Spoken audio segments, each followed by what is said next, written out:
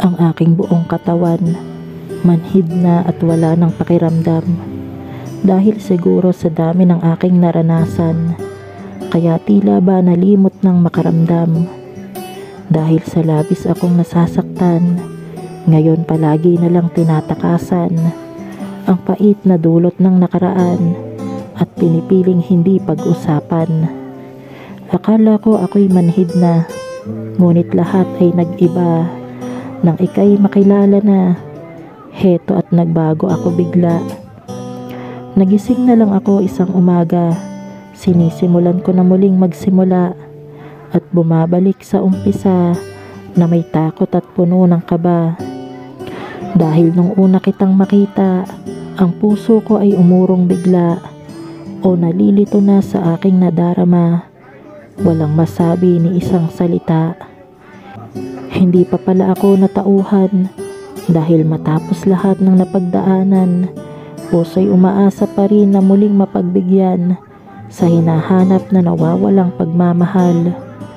Sarili ay hindi magawang pigilan kahit ilang ulit mang sabihing bawal.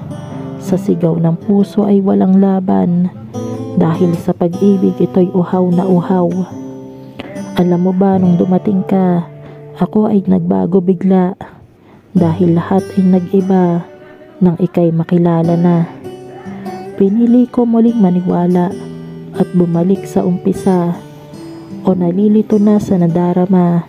Naghahalo ang kaba, takot at saya. Ngunit kung aking makikita, kahit na isang umaga, magising na lang sa katotohanan na ako't ikaw ay di tinadhana. Hindi ko na ipipilit pa, pero kahit na walang pag-asa, di ako maghahanap ng iba dahil nahanap na kita. Hindi na kita pakakawalan kahit hindi pa kita nahahawakan, sapagkat nakita na ang nais makapiling at iibigin ng buot wagas, hindi man mapansin.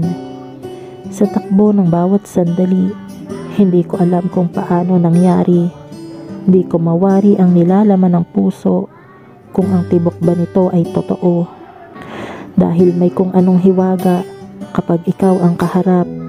Tuwing nakikita kay may ligaya, laging ikaw ang siyang hinahanap. Wala na akong mahihiling pa siguro, tanging ikaw ang nais makasama dito. Sa aking pag-iisa sa mundo, ikaw ang gusto kong kumompleto. Hindi ko na magagawang kontrahin ngayon kahit pilit ko mang bawiin, sapagkat ako'y isang alipin ngayon ng pagsintang hindi magmamaliw.